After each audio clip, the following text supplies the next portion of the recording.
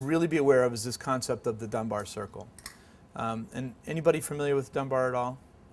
So Robin Dunbar was an anthropologist, and he studied primates, including human beings, and looked at their brains and tried to figure out what's the difference and why are brains this way and so on.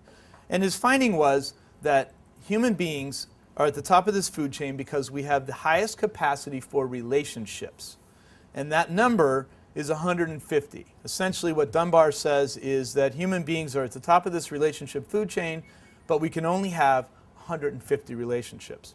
But then he goes deeper, and he has these things called Dunbar circles. And what he finds is that we have different degrees of relationships, right? Which of course we do. And so the lowest circle is this 5 or 6 people.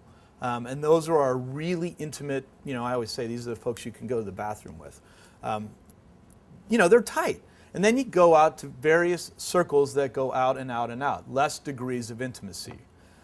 So Pew and the Internet in American Life and The Economist did a study of Facebook this year and tried to lay it up against Dunbar. And guess what they found?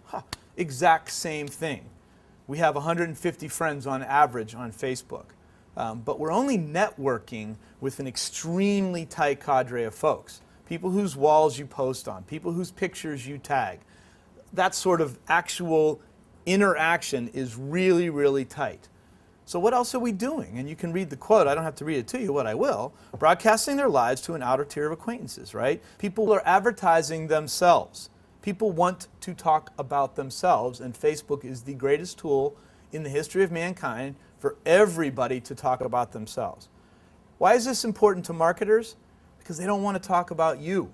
In the email world, we used to talk about, and I wish Stephanie was here, we used to talk about how many email relationships